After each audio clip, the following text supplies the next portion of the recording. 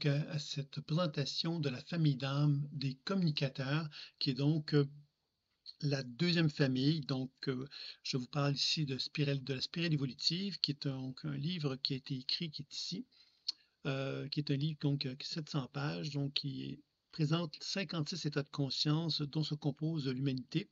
Et ces 56 états de conscience-là, finalement, sont en relation donc avec 7 familles d'âmes qui sont étroitement reliées au chakra.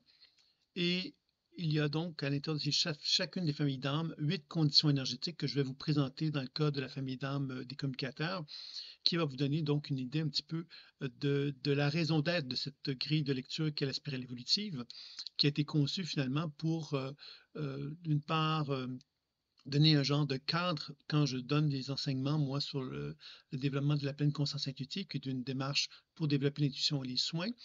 Je constatais que les gens, quand ils arrivaient à développer leur lecture intuitive, avaient souvent un manque de vocabulaire, un manque de compréhension de ce qui se passait. Et c'est comme ça qu'est née cette idée de créer donc une grille de lecture assez complète qui présente vraiment plusieurs applications qui permettent donc à des étudiants de pouvoir justement augmenter leur langage intuitif grâce à ce livre-là.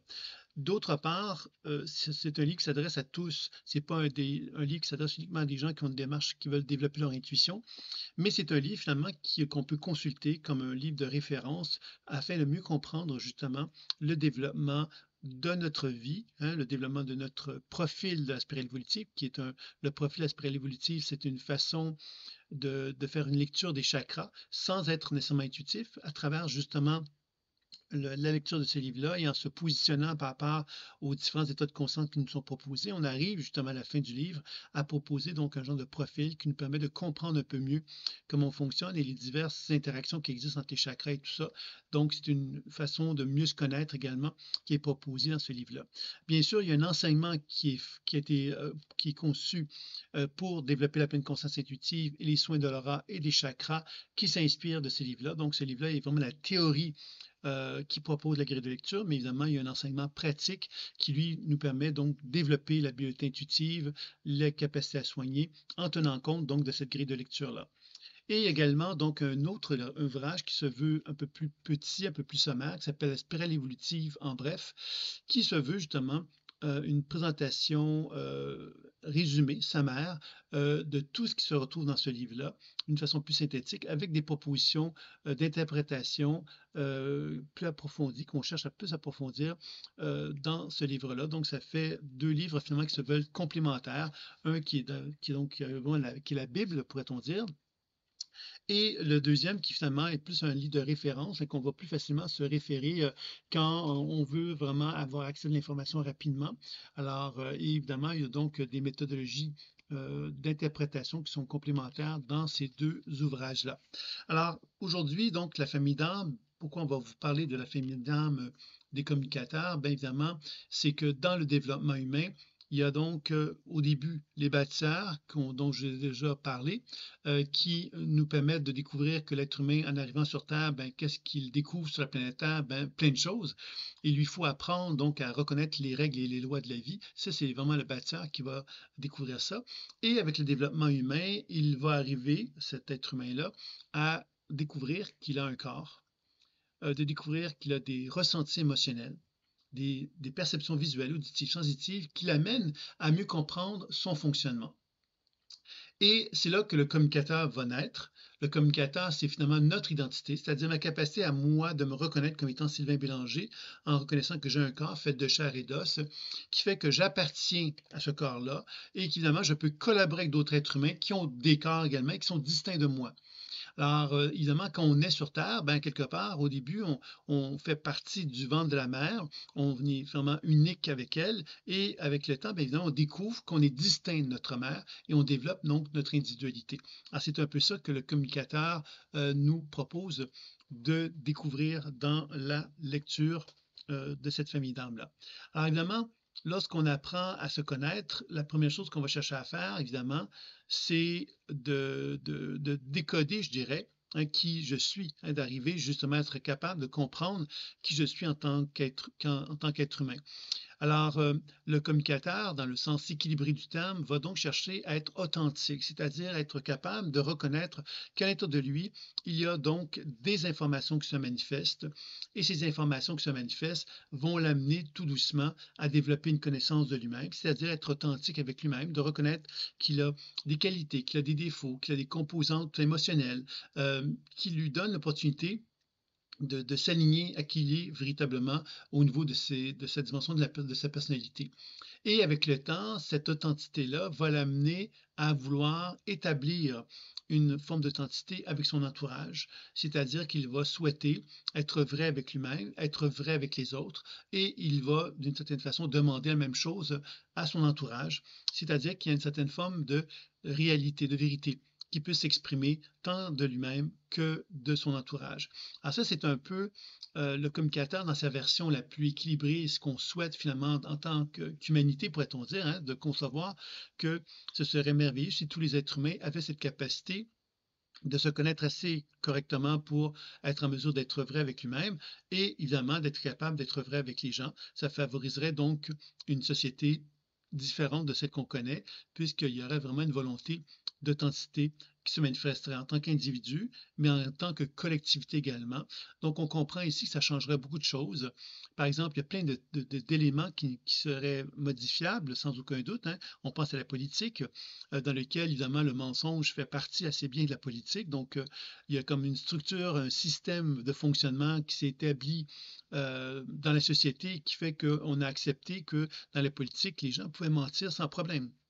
Dans le journalisme, malheureusement, il y a évidemment également des biais d'information qui peuvent être pris, qui vont nous permettre justement de se faire manipuler, entre guillemets, par de l'information au niveau des médias, tout comme à la télévision, etc.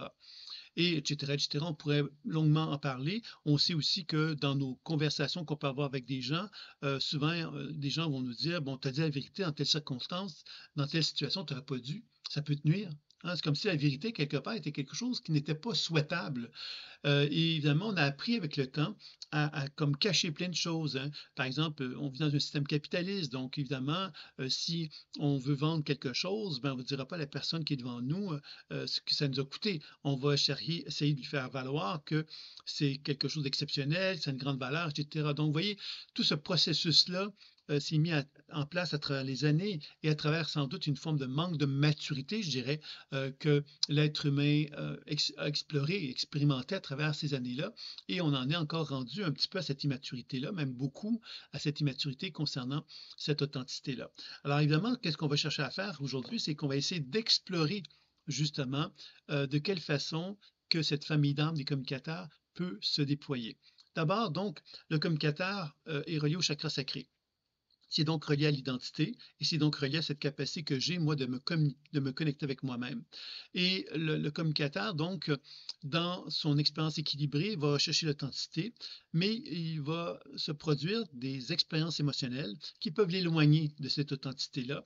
Et finalement, on peut concevoir que collectivement, l'être humain n'a pas été en mesure de faire face à cette problématique émotionnelle qu'on chacun d'entre nous pouvons avoir vécu, qui est la blessure émotionnelle du rejet. Alors, quand le rejet s'exprime au niveau de notre chakra sacré, ben souvent, il va y avoir à ce moment-là une perturbation qui va en résulter, et cette perturbation va nous éloigner de ces compétences d'authenticité que nous pouvons développer avec le communicateur et tendre vers d'autres orientations qu'on va explorer ensemble. Ces autres orientations correspondent à des déséquilibres. Donc, le chakra sacré équilibré, c'est un chakra, évidemment, qui est donc relié au ventre et qui va donc déployer, c'est un centre énergétique qui va déployer un certain rayonnement.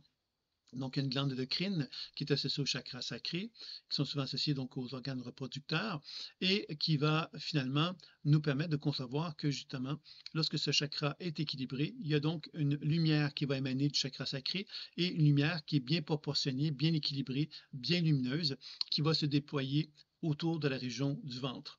Et à ce moment-là, donc, on peut dire que le chakra sacré est équilibré, que la personne, donc, a les compétences, les capacités à déployer une forme d'authenticité. Alors, évidemment, si les autres chakras ne sont pas trop perturbés, ben, la capacité de communication authentique va se faire valoir dans des conditions comme celle-là. Ensuite, donc, on va découvrir qu'il y a une première perturbation qui peut se présenter dans le cas des communicateurs, qui est reliée donc au désalignement. Le désalignement, c'est que moi, j'ai un champ énergétique ici, et le désalignement, c'est comme si le champ énergétique était en déphasage par rapport à mon corps physique. Et là, évidemment, ça se localise au niveau du chakra sacré. Comment est-ce que c'est possible une telle situation? C'est possible dans des situations de rejet, encore une fois, dans lesquelles une personne va vivre un choc émotionnel important associé à cette expérience de rejet. Alors, ça peut être une forme de violence quelconque, une situation de guerre, une situation de viol, plein de situations assez graves, des accidents de voiture, évidemment, et qu'on va associer au rejet. Donc, c'est pas toujours objectif, hein, c'est pas toujours vrai que on a vécu un accident de voiture qui est associé, qui est dû au rejet. L'accident de voiture, finalement, est dû à un accident de voiture.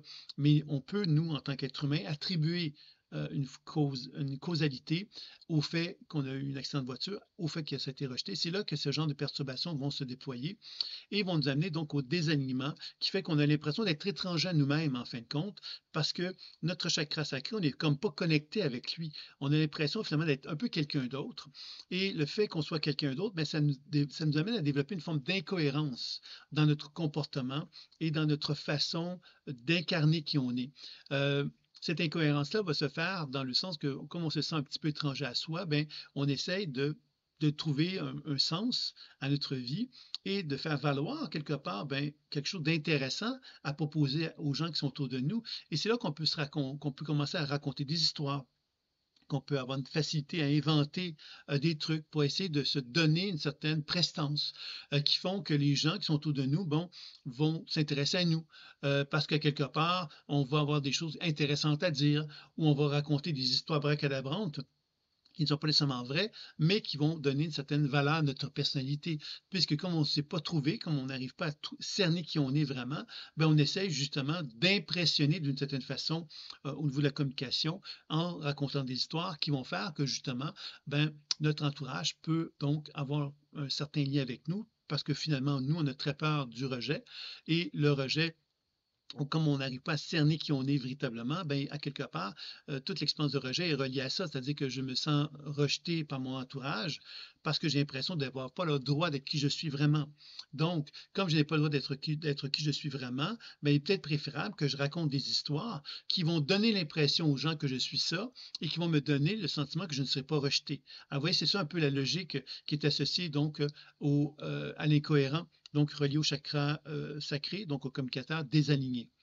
Ensuite, évidemment, vous avez donc deux grandes classes qu'on va retrouver dans le communicateur. La première classe, c'est l'hyperactif qui va se déployer en trois états et l'hypoactif qui va se déployer également en trois états. Donc, on va commencer par l'hyperactif. Alors, l'hyperactif, qu'est-ce que c'est? C'est mon chakra sacré qui dépense de l'énergie inutilement. Il dépense de l'énergie pourquoi? Bien, parce qu'on a le sentiment que le seul moyen pour nous d'exister, c'est de déployer beaucoup d'énergie pour exister avec force. Et ce déploiement-là va se diriger de quelle façon? Bien, il va se diriger vers notre entourage. On va prendre notre énergie, puis on va la bousculer, on va la pousser vers l'extérieur et on va essayer de se faire valoir auprès de l'autre. Donc, une forme de position de prendre un peu le territoire. Hein. On veut être capable de s'imposer vraiment à notre entourage de cette façon-là. Et le premier état, donc l'hyperactif, c'est le persuasif. Qu'est-ce que c'est que le persuasif? Bien, c'est quelqu'un, évidemment, moi j'ai souvent tendance à le comparer, et je ne veux pas insulter des gens qui font ce métier-là, mais des vendeurs. Alors, les vendeurs, évidemment, ont une caricature autour des vendeurs, hein, c'est de dire, bien, le bon vendeur va nous vendre, en quelque part, quelque chose dont on n'a pas besoin. Il va nous convaincre, en quelque sorte, que qu'est-ce qu'il veut nous proposer, c'est exceptionnel, que c'est fantastique, que c'est merveilleux, que c'est essentiel pour notre vie. Alors que finalement, on n'en a peut-être pas de besoin, sauf que lui est tellement convaincant et est tellement capable de nous faire valoir cela qu'on arrive à finalement se laisser prendre par l'idée que c'est bien, on va se le procurer alors qu'on n'en a pas de besoin. Alors, vous voyez que le communicateur, donc hyperactif, n'est pas dans l'authenticité. Il cherche plutôt, lui, à faire valoir quand dans lui, il y a des besoins, et ces besoins-là, il cherche à les imposer en quelque sorte à son entourage de façon à ce qu'il puisse finalement répondre à ses besoins par cette capacité de parler et de finalement raconter, hein, quelque part, des arguments qui vont faire qu'on va finalement adhérer à la proposition qu'il nous fait, parce que ces arguments vont être bons en quelque sorte. Alors, évidemment, donc, je vous fais des caricatures sommaires, hein, de chacun des États, mais vous voyez que si on regarde finalement dans la collectivité humaine, on a tous le désir d'être authentique. Et quand on regarde finalement comment l'être humain fonctionne d'une façon globale, quand on regarde les gens autour de soi, on voit bien que cette authenticité n'est pas une chose facile parce qu'il y a plein de blessures émotionnelles qui nous animent et qui font que c'est difficile pour nous d'arriver à développer cette authenticité-là, d'une part. D'autre part, la société, comme elle a été conçue, ne valorise pas cette authenticité-là. Comme je disais tout à l'heure, un vendeur ne va pas ça ne sera pas intelligent de sa part de nous dire, ben voilà le prix que j'ai payé pour ça. Vous voyez, il ne va pas se mettre dans une position de vérité, puisque son rôle, à lui, finalement, c'est de vendre et idéalement de vendre le maximum, le plus possible. Donc, il y a inévitablement donc un manque d'authenticité qui peut se déployer dans une situation comme celle-là. Donc, le persuasif, évidemment, là, je viens de vous le présenter dans un contexte commercial, mais le persuasif dans les relations amoureuses, dans les relations amicales, dans les relations familiales, dans toutes les circonstances de la vie, on va retrouver une personne qui a cette capacité de vraiment être en mesure de persuader son entourage de ce de ce qu'il veut et de faire en sorte que les autres, ben, finalement, vont adhérer à sa volonté à lui de prendre une certaine direction parce que justement, il va être convaincant. Alors ça, c'est un peu le persuasif. Évidemment, vous avez, si on reste dans cet état-là de persuasif, donc d'hyperactivité, bien évidemment, on va dépenser de l'énergie et à un moment donné, on va finalement sombrer dans l'hyperactif surchargé. Alors, l'hyperactif surchargé, c'est toujours le même état de hyperactivité qu'on va retrouver dans notre chakra sacré, mais cette hyperactivité-là va commencer à montrer des signes de fatigue. Ces signes de fatigue sont associés donc à une forme de sécheresse, puisque l'hyperactivité est toujours en surchauffe. Donc, ce que ça va faire, c'est que ça va assécher le sang. Et si ça assèche le sang dans la région du ventre, bien, il peut y avoir de l'inflammation qui peut s'en résulter. Donc, c'est quelqu'un qui peut avoir des perturbations énergétiques qui vont en résulter. Et comment ça va apparaître? Bien, évidemment, ça va apparaître comme un chakra sacré qui a donc une activité importante, un genre de dépense énergétique inutile. Et en plus de ça, il y a des zones d'ombre, des zones d'ombre qui vont apparaître. Et ces zones d'ombre vont être des signes que dans certaines régions de la région de chakra sacré, il y a des dysfonctionnements. Il faut savoir que ces dysfonctionnements-là sont étroitement reliés au fait que les cellules de la région ne sont pas en mesure d'absorber et de réémettre de la lumière d'une façon équilibrée, qui va entraîner donc une perturbation dans la région. Et c'est ce qu'on va appeler donc une hyperactivité surchargée.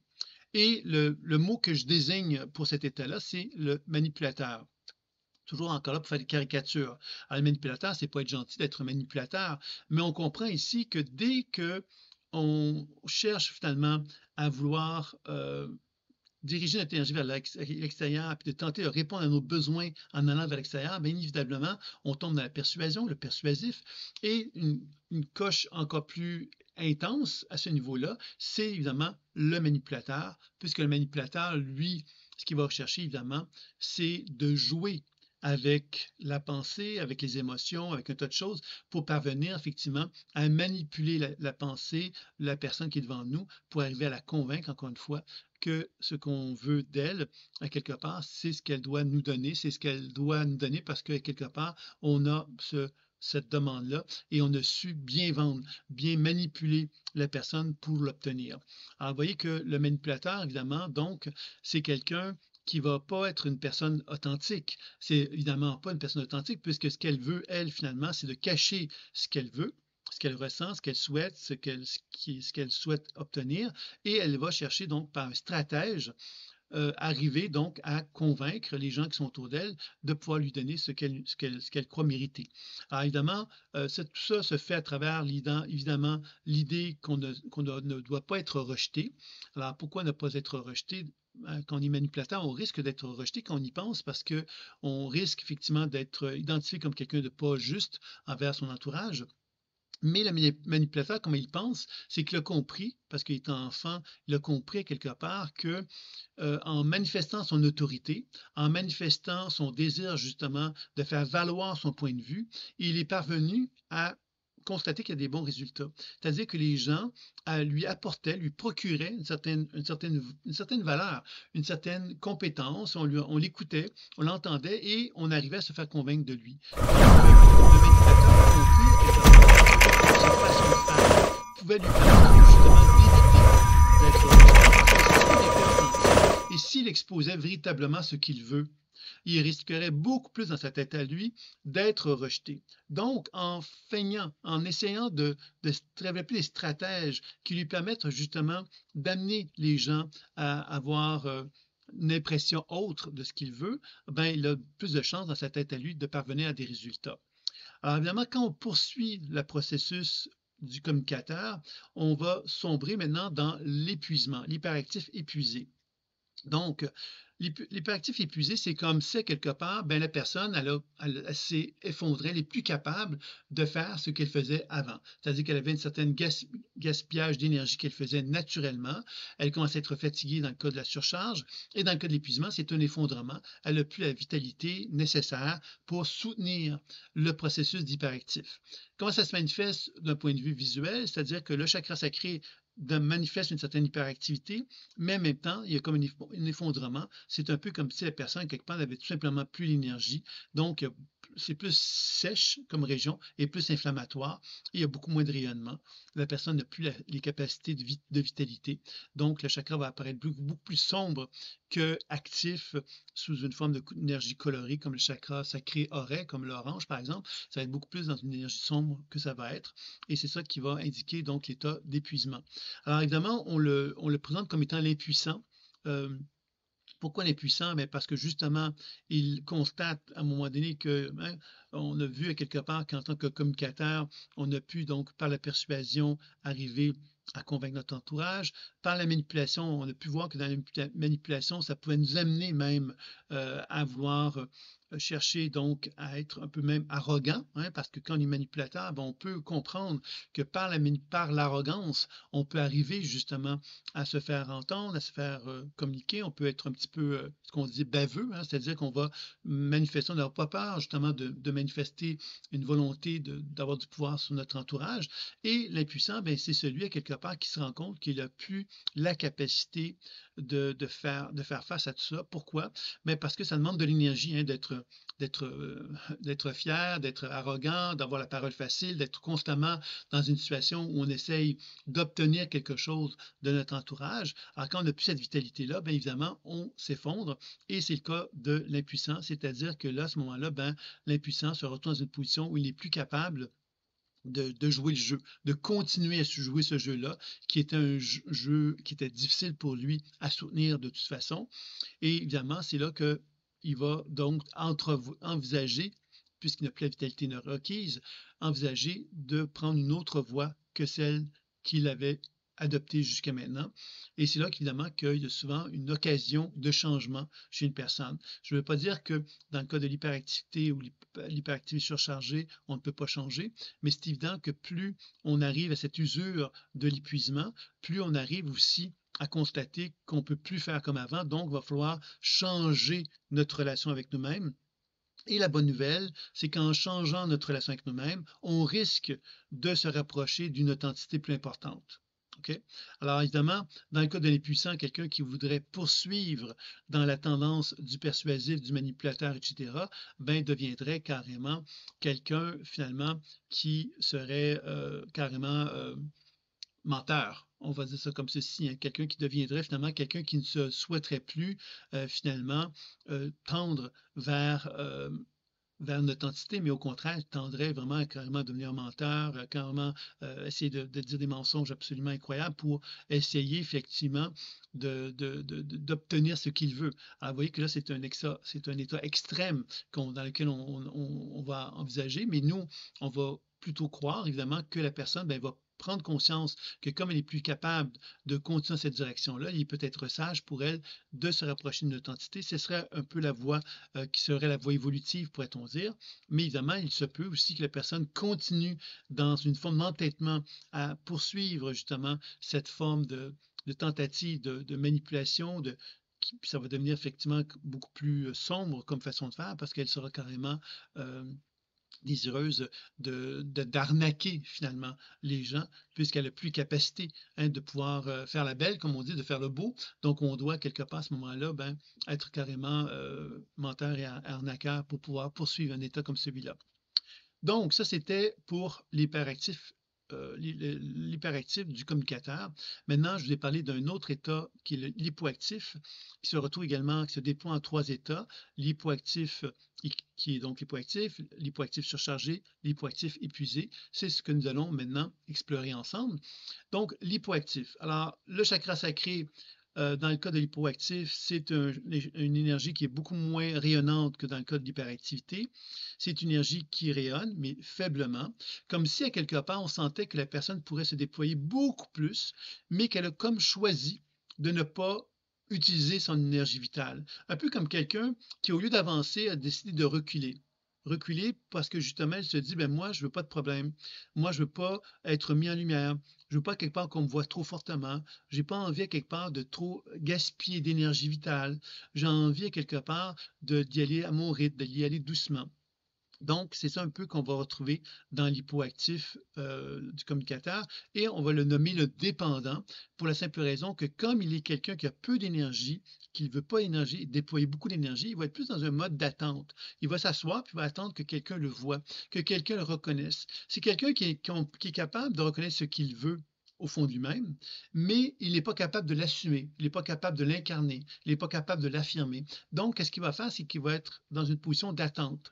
Il va voir des gens, il va se dire, j'espère qu'ils vont venir me dire bonjour. Ah, j'espère que cette personne-là va m'exprimer telle chose. On va espérer, on va rester dans notre tête, on va rester beaucoup dans une relation interne, mais on va peu assumer ces besoins qu'on a dans soi vers le monde extérieur, tout en étant dans l'attente que les gens se rendent compte de ce dont on a besoin. Alors, c'est comme si on n'exprimait pas, mais on attendait. Donc, évidemment, c'est une situation qui n'est pas facile et c'est une situation de dépendance puisque j'attends tout le temps que l'extérieur me voit, se rend compte que j'existe, etc.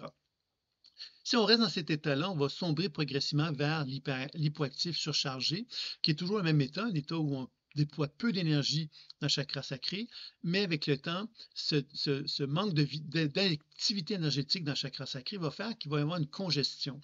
C'est-à-dire, c'est un peu comme si c'était trop lent l'énergie qui circule dans cette région-là. Et avec le temps, le fait que cette énergie devienne trop lente, bien, ça fait comme ça dépose, excusez-moi, ça dépose un peu comme de la congestion, comme de la surcharge, un peu comme si l'organisme devenait encrassé. Et dans des conditions comme celle-là, bien évidemment, on est de plus en plus dans cette forme de glu intérieur qui fait qu'on se sent dans une position de dépendance. En même temps, il s'ajoute quelque chose qui est finalement on devient presque plus que dépendant, on devient esclave. C'est le terme qui désigne cet état-là, l'esclave. L'esclave, évidemment, c'est quelqu'un qui va être dépendant des autres et qui va finalement se manquer de respect. Il va se manquer de respect parce qu'il va commencer à répondre aux attentes que les autres ont de lui. Alors lui n'exprime pas ce qu'il veut, mais il va accepter de se mettre dans une position d'esclave, de soumission envers son entourage, toujours en espérant qu'il puisse obtenir ce qu'il veut. Il ne l'exprime pas, il ne dit pas ce qu'il veut. Mais il espère qu'en étant dans cette position d'esclave, il va atteindre ses objectifs tout en ne manifestant pas vraiment ce qu'il veut. Donc, il y a des gros risques pour lui d'être déçu dans des situations comme celle-là. Et tout ça, évidemment, pourquoi l'hypoactif se déploie? Bien évidemment, vous l'avez compris, c'est toujours pas la même chose. C'est qu'on a peur du rejet. Et comme on a peur du rejet, ben, on va pas oser exprimer qui on est dans le cas du dépendant, donc de l'hypoactif. Et dans le cas de l'hypoactif surchargé, on va accepter de se mettre dans une situation d'esclavagisme, c'est un peu fort le mot esclavagisme, mais bon, on va se mettre dans une position de soumission et cet état de soumission va faire que notre entourage, bien, quelque part, on ne sera pas rejeté. C'est notre stratégie finalement, mais qui est dangereuse, bien sûr, puisque c'est loin d'être sûr qu'on va arriver à trouver notre bonheur de cette façon-là. Si on reste dans l'état donc de surcharge, on va se diriger vers l'épuisement par la suite. L'épuisement, c'est le chakra sacré qui n'a plus la vitalité. On est devenu tellement congestionné, tellement surchargé qu'à quelque part, on n'a plus la vitalité requise pour finalement perpétuer l'état d'hypoactivité. Alors, ce que j'ai peut-être pas dit dans le cas de l'hypoactivité surchargée, c'est qu'il y a peu d'énergie, Puis il y a également des éléments, des taches sombres qui apparaissent, qui indiquent bien cette forme de congestion et de surcharge dont je parlais tantôt. Donc, ça veut donc dire qu'il y a un dysfonctionnement quand même qui peut commencer à prendre forme dans l'organisme. Et l'épuisement, ben, c'est souvent la confirmation de ce dysfonctionnement-là. Donc, un indice qu'il y a quelque chose qui tourne pas rond d'un point de vue énergétique. D'un point de vue psycho-émotionnel, il y a une forme d'indifférence qui va apparaître. L'indifférence va se manifester comment? Ben, c'est justement comme on n'est plus capable de se on n'est plus capable de faire face à la musique, on était par exemple esclave, ben on va simplement se laisser de plus en plus envahir par notre entourage. Envahir par notre entourage, c'est un peu comme l'impression que la personne fait ce qu'elle veut avec nous. Et elle fait ce qu'elle veut avec nous parce qu'on n'a plus les moyens de se défendre par rapport à elle. On n'a plus les moyens. Donc, on est vraiment confronté à devoir subir cette personne-là comme si elle avait un plein pouvoir sur nous. Et l'indifférence va venir du fait, quelque part, qu'on a conscience qu'on est complètement dominé par notre entourage et à quelque part, au fond de nous-mêmes, on est dans l'indifférence parce qu'on n'est pas capable de se connecter avec la colère ou la frustration. On n'est pas capable d'exprimer ou d'incarner finalement notre désir de changer ça parce que le rejet est toujours la peur qui existe en nous. Donc, vous voyez qu'il y a quelque chose de vraiment euh, un peu dommage qui va se présenter dans ces circonstances-là. Donc, vous voyez que quand on regarde le communicateur dans cette logique-là, évidemment, c'est que l'authenticité est l'objectif ultime. Donc, dans chacun des états que je viens de vous parler, que ce soit du désalignement jusqu'à l'hypo et l'hyper épuisé, on comprend ici que la personne de départ, elle est authentique et la blessure émotionnelle du rejet va l'amener progressivement à s'éloigner de l'authenticité à un point où on ne sera plus capable d'être nous-mêmes. Nous-mêmes, ça veut dire quoi? Ça veut dire que chaque être humain a un potentiel d'authenticité. On est tous différents, mais nous avons tous la capacité à être authentiques avec nous-mêmes et avec les autres. Sauf que l'expérience de rejet va nous amener progressivement à nous éloigner de cette authenticité-là que nous avons envie de développer potentiellement, et qui va faire que, en tant qu'individu, on va devenir de moins en moins vrai. Maintenant, si on regarde d'un point de vue collectif, on comprend que collectivement, l'être humain a déployé aussi cette tendance à ne pas être vrai et que la société telle que nous la vivons est le reflet de cette réalité-là. Donc, le fait que moi, j'apprenne à travailler sur moi pour apprendre à développer mon authenticité me permet donc d'envisager que moi, en tant qu'individu, je peux, entre guillemets, incarner une version plus noble, plus équilibrée de l'être humain que je suis et que cette version plus équilibrée que j'incarne puisse avoir un impact sur d'autres êtres humains qui vont peut-être aussi rechercher cette même volonté d'être de plus en plus équilibrés, de plus en plus alignés avec leur nature. Alors, vous voyez que c'est ça un peu l'objectif de la spirale évolutive, c'est de reconnaître que dans cette famille d'âmes-là, le communicateur, il y a donc un travail à faire pour apprendre justement à retrouver cette authenticité-là. La première chose, bien évidemment, c'est de commencer à se parler à soi-même et de commencer à reconnaître ce que nous sommes. Ce que nous sommes, ça signifie un certain nombre de choses. Moi, je peux être Sylvain Bélanger, je peux avoir des grands idéaux, des grandes aspirations en tant que Sylvain Bélanger, mais en même temps, Sylvain Bélanger peut être associé avec des zones d'ombre. Les zones d'ombre, ce sont tous les éléments de ma personnalité qui sont là, que j'ai peut-être pas choisi, que j'ai pas développé peut-être même, mais qui s'imposent à moi quand même et qui m'empêchent de pouvoir manifester cette authenticité-là. Et c'est là, évidemment, que l'expérience de la peur, du rejet peut exister. Le rejet est une émotion instinctive qui anime l'humanité entière. Donc, à quelque part, ce rejet-là et ces pulsions émotionnelles qui peuvent être en moi, ces blessures à différents autres niveaux qui peuvent exister aussi, peuvent m'empêcher de pouvoir donc reconnaître cette le vrai Sylvain. Le vrai Sylvain, c'est qui? C'est la version noble de Sylvain, la version la plus évoluée de Sylvain. C'est la version qui ferait que je serais capable d'être authentique. Mais en même temps, je suis conscient que si je deviens authentique, je risque de perdre un certain nombre d'avantages qui sont associés donc à cette volonté que j'ai de vouloir me préserver, de vouloir garder ma place, de vouloir avoir un certain pouvoir sur les gens, de pouvoir finalement bénéficier de certains prestiges. Alors, vous voyez qu'on est tous un peu pris dans ce bain-là, nous, en tant qu'humains, de constater que on a beau vouloir être authentique, cette authenticité-là a un prix. Le prix, à quelque part, il est différent pour chacun. Mais c'est évident que si on est, par exemple, on est très, très menteur, puis que toute notre richesse repose sur le mensonge, ben c'est évident qu'on est conscient que si on doit dire la vérité, ben on risque de tout perdre. Tout comme dans une relation amoureuse. Si notre relation amoureuse repose sur le mensonge et qu'on a plein de choses qui ne sont pas, dans lesquelles on n'est pas vrai dans la relation, c'est évident que si on commence à manifester une authenticité dans la relation, on risque de perdre aussi. Donc, vous comprendrez évidemment que l'idée d'être authentique n'est pas de bouleverser notre vie puis de la chambarder au complet, mais de comprendre que cette authenticité-là, quelque part, c'est quelque chose vers lequel on tend. Et tendre vers l'authenticité, c'est d'abord et avant tout être authentique avec nous-mêmes. Alors, il ne s'agit même pas de parler avec les autres, il s'agit au moins d'avoir une forme de vérité lorsqu'on s'adresse à soi-même, de pouvoir vraiment reconnaître qui on est vraiment. Et quand on reconnaît qui on est vraiment, ben c'est là qu'on peut commencer justement à, je dirais ça comme ceci, à exprimer davantage ce que l'on est. Donc, on va peut-être pas tout chambarder notre vie pour autant. On va peut-être préserver des zones euh, dans lesquelles l'authenticité ne sera peut-être pas au rendez-vous complète parce qu'on sait que ça pourrait générer des choses qui pourraient nous être nuisibles. Mais en même temps, il faut savoir sans doute devenir conscient que quelque part, ben, la vie, elle fonctionne d'une certaine façon qui est assez simple à comprendre.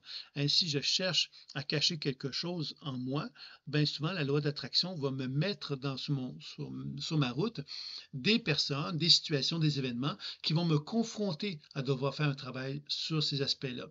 Donc, vous comprenez que l'authenticité, bien, quelque part, ça fait partie de les règles de la vie humaine. Être authentique signifie justement de ne plus garder en nous des pollutions qui nous empêchent de pouvoir aligner l'être que nous sommes et exprimer cette authenticité que nous avons envie d'incarner en tant qu'être humain. Donc, plus j'apprends à être authentique avec moi, plus j'apprends à travailler sur mes zones d'ombre pour justement être de plus en plus dans une position d'alignement vis-à-vis cette authenticité et cette volonté que j'ai d'être authentique avec les gens, mais plus j'arrive à être ça, mais plus j'arrive donc évidemment à trouver certainement un plaisir et un bonheur à être authentique et à développer des relations dans lesquelles l'authenticité est au rendez-vous. Je pense que ça peut être quelque chose d'assez intéressant à mettre en place. Alors évidemment, dans la pratique de la spirale évolutive, qui est une approche donc qui est basée sur la pleine conscience intuitive, qui est une méthode que j'ai développée et que j'enseigne, mais c'est évident que ce qu'on va chercher à faire, c'est d'apprendre donc évidemment à explorer notre monde intérieur pour découvrir qu'il existe des états de conscience qui sont en soi. On en a vu 8 aujourd'hui, des états de conscience qui sont associés aux communicateurs, qui sont donc reliés à l'équilibré, désaligné, hypo, hyper, etc. Donc, on a pu comprendre évidemment que quand on fait un voyage à l'intérieur de soi et qu'on va découvrir notre communicateur à l'intérieur de soi, on va découvrir une version de notre communicateur qui n'est peut-être pas la version que l'on souhaite. C'est une version peut-être perturbée. Et l'objectif du travail qu'on va faire, c'est d'apprendre à équilibrer cet état de conscience-là pour permettre à cet état de conscience-là de nous dévoiler le potentiel évolutif qui est en soi. Et ce potentiel évolutif-là, on va chercher à se réunifier à lui pour nous permettre donc d'amener un processus de transformation à l'intérieur de soi.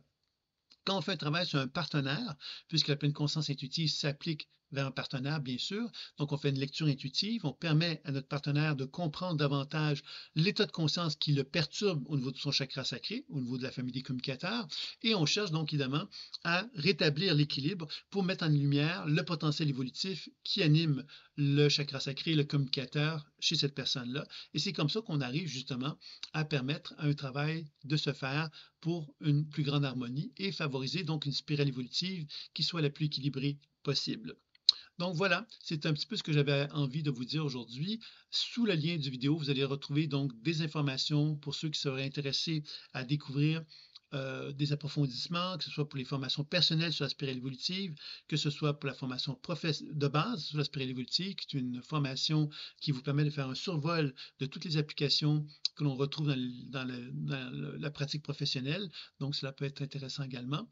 Donc voilà, et si vous avez des questions, ben, vous pouvez toujours communiquer avec moi, ça me fera plaisir d'y répondre. Alors, je vous dis à très bientôt pour la famille d'âmes des guerriers. Au revoir.